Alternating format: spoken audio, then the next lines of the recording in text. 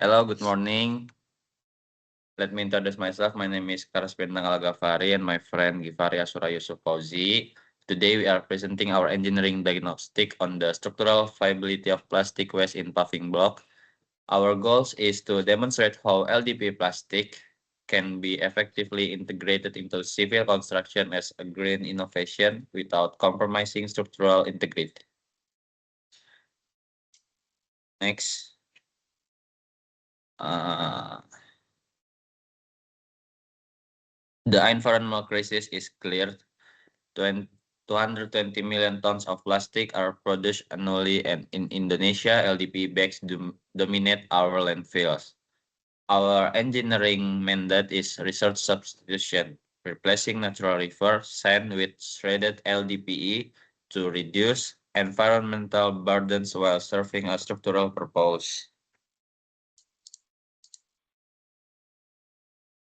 Natural sand creates a tight chemical bond with cement paste.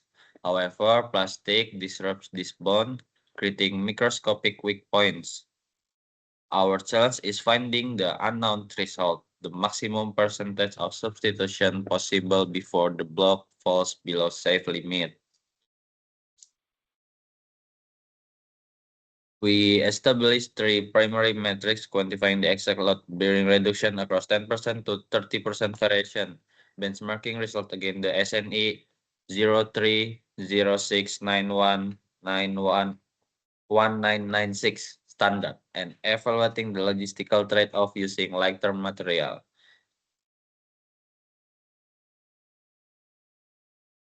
Our system Our systematic methodology involves shredding LDPE into fine flakes to match aggregate size, followed by a dry mixing process to prevent clumping.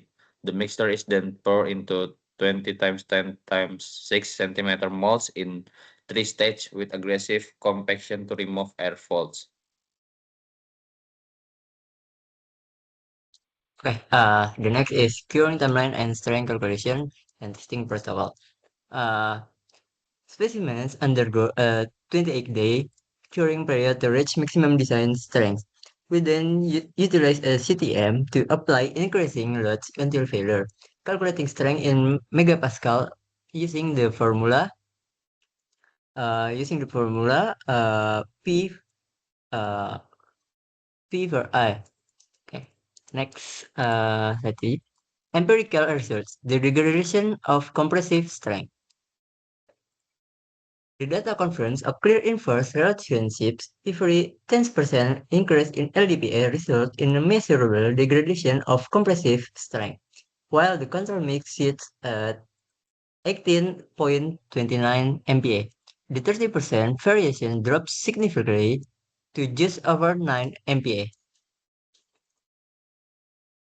Okay. The mechanics of failure, the interfacial transition zone, it is.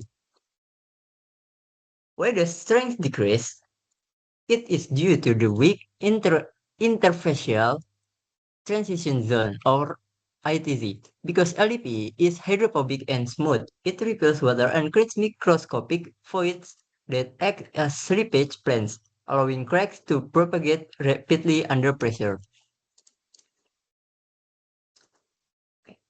Comparing this result to Indonesian standard, only the control mix meets grade B. However, 20% variations comfortably, while the 30% mix barely reaches the grade D thresholds for decorative and the real-world infrastructure viability map. For real-world application, the 10% until 20% range is our sweet spot for pedestrian sidewalks. The 0% mix remains necessary for heavy load parking lots, while the 30% mix is strictly limited to low-impact part landscaping.